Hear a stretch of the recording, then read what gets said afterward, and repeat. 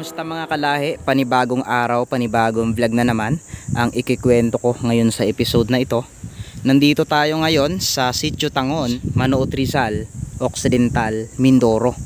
Ayan kung saan pupuntahan natin ngayong araw ang pinaniniwalaan na mayroon daw tinatagong biringan sa dulo, na kung saan nga ay maraming naliligaw na pumupunta dito at palaisipan din sa iilan kung bakit nga ba ito yung lugar na tinuturo ng mapa sa kanila. Ngunit pagdating doon sa dulo ay makikita na wala ng daanan doon, ngunit nakalagay sa mapa na dito mismo yung destinasyon. Tara, samahan niyo ako at alamin natin yung mga nakatagong kababalaghan at misteryo sa dulo ng kakahuyan na ito.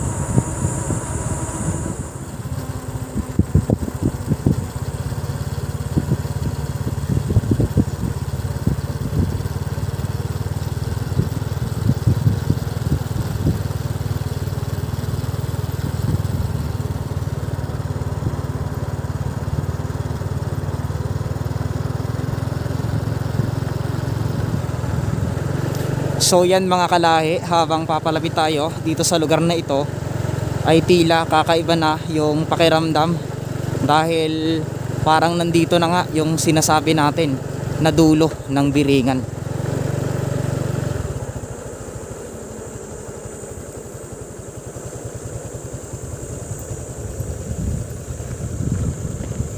At dito ay madadaanan natin itong putol na kalsada na kung saan ay doon pa tayo sa kabila pupunta.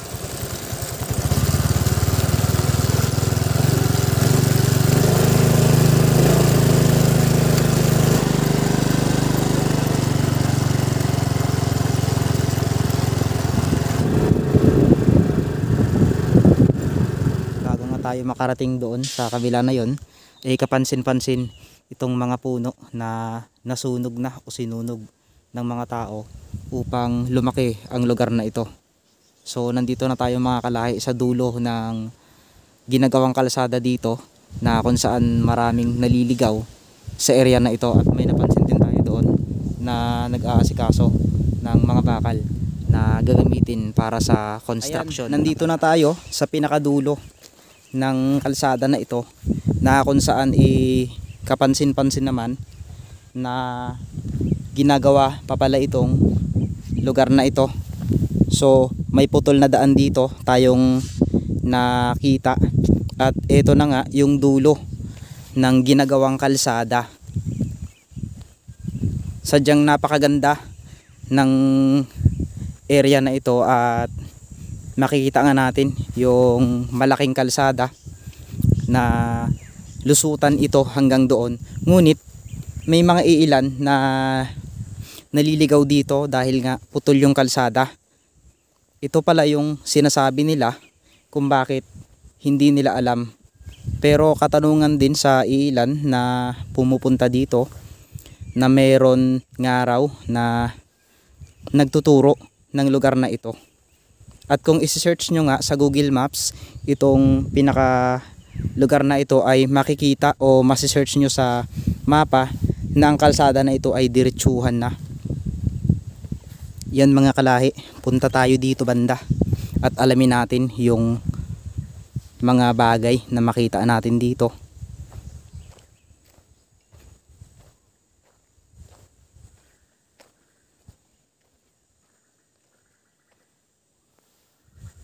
Sa kabila na yun parang may mga kabahayan na.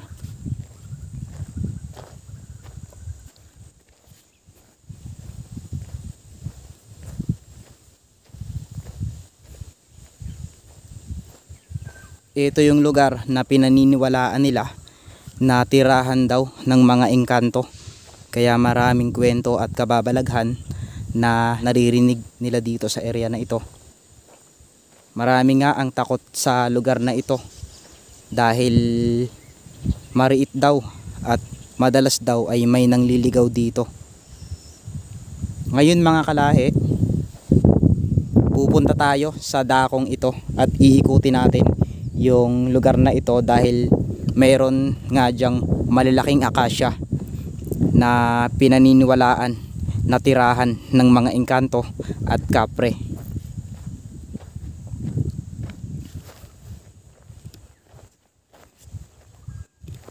Kung sakaling tumagos ang kalsada na ito, ay mapupunta ito hanggang doon sa may sityo ng Alipundo na sakop siya ng Kalintaan.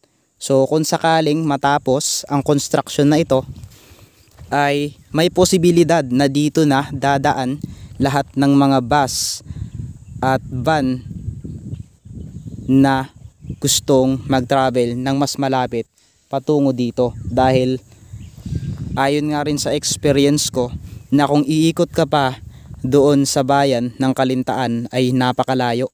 Samantalang kapag dito ka na dumaan mismo mula sa San Jose Occidental ay napakadali lang ng daan. So yan mga kalahi, dako tayo dito sa kabila dahil may nakita tayong daan dito at alamin natin yung mga kakaibang bagay na makikita natin doon.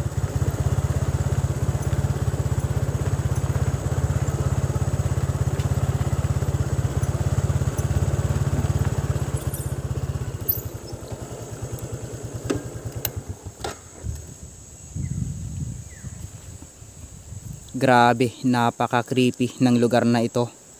Napakatahimik at kung mapapansin nyo, yung mga naglalakihang akasya na dito nyo lang makikita yan.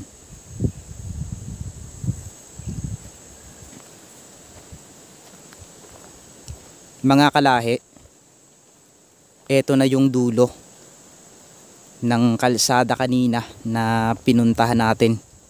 At kung mapapansin nyo nga, kakaiba yung nararamdaman ko. Pakiramdam ko ay may mga taong tumitingin sa akin.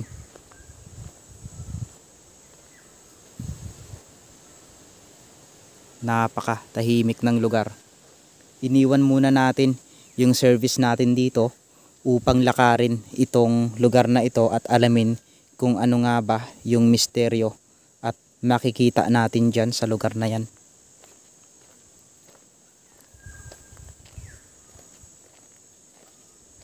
Ang pinagtatakahan ko lang sa lugar na ito, bakit napakalalaki ng mga akasya. At kung makikita nga natin, yung ibang akasya ay halos kahit 3 tao yung yumakap ay hindi ito basta-basta mayakap. Medyo kinikilabutan ako sa lugar na ito dahil bukod sa ako lang mag-isa, wala kang maririnig na ingay kung hindi ang mga ibon. Oh my God. Ano to?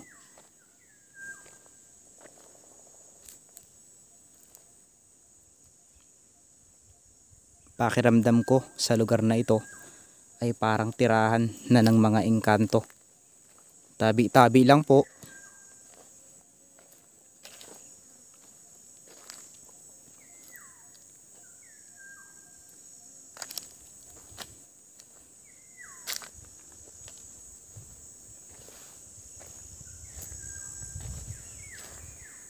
Napakatahimik ng lugar. Oh my God. May babaeng nakaputi na sumusunod sa akin.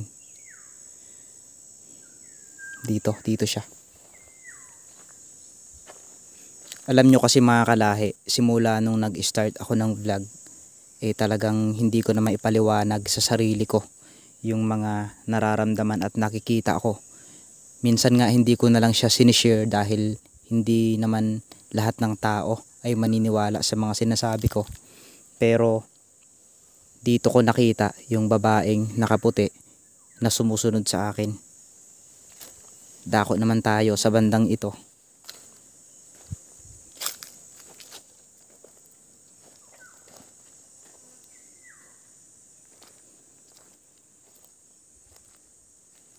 May tubig. Oh my God.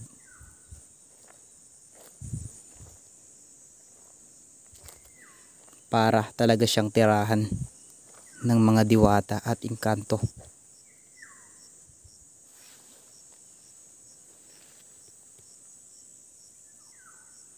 Mga kalahi, kung mayroon kayong napapansin sa video na ito, kung mayroon kayong nakikita na makakaiba, i-comment nyo nga. Baka sakaling i-review natin at malalaman yung mga misteryo.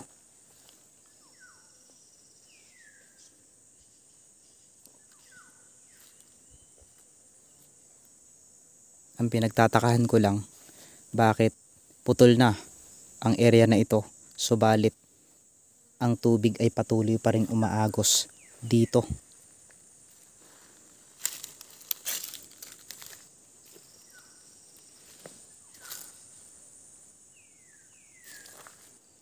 Medyo iba na yung nararamdaman ko. Oh.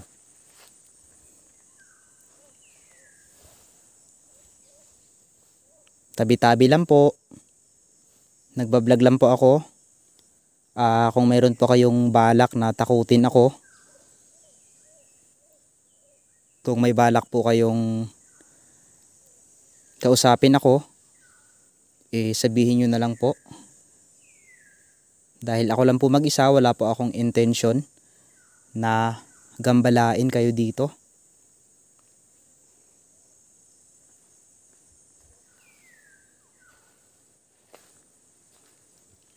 Kinilabutan ako.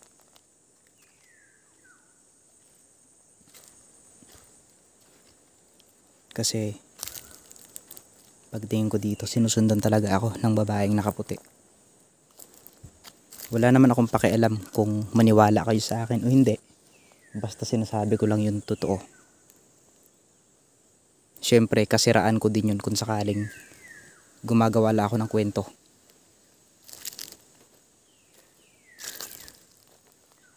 Napaka creepy ng lugar na ito. Oh my God, napakalaking akasya. Pero bago natin pupuntahan yan, dako muna tayo dito.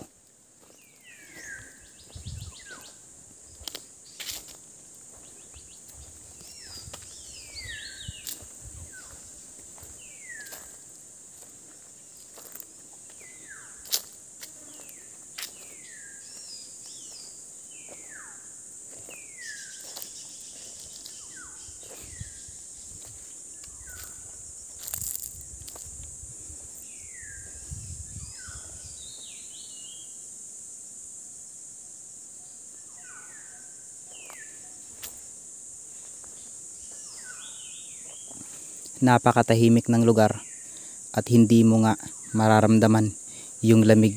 Medyo mainit yung pakiramdam ko. Dito tayo ngayon.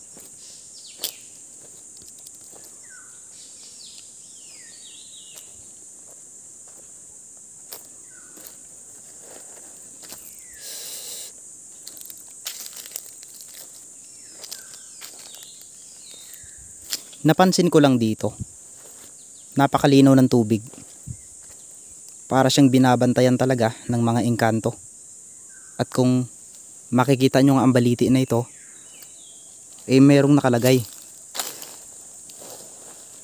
May kahoy dito na nakatusok dito at patawid hanggang doon.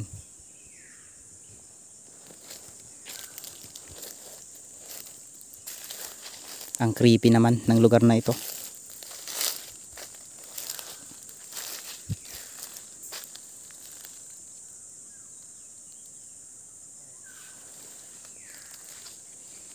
So ngayon mga kalahi, puntahan natin itong kakaibang akasya na nakita natin, na kahit 7 tao yung yumakap, yun.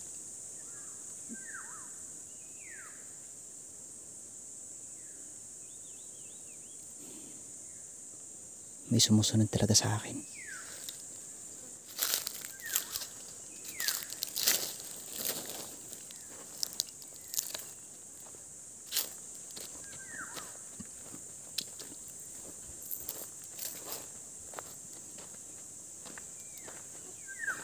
dito na siguro nakatira yung mga kapre at mga engkanto sa lugar na ito.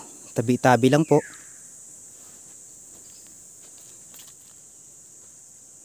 Napakalaking akasya. Sana balang araw ay hindi nila sirain ang lugar na ito dahil napakahiwaga talaga.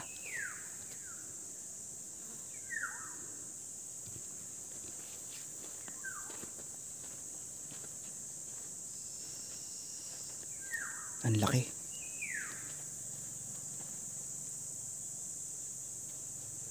So yan mga kalahi, hanggang dito na lang yung vlog ko dahil kakaiba. Tara na. So yan mga kalahi, maraming salamat sa panonood nyo. Sana medyo na laman nyo rin yung kwento at misteryo ng lugar na ito. Medyo kasi parang may sumusunod na sa akin. Kinakabahan na ako.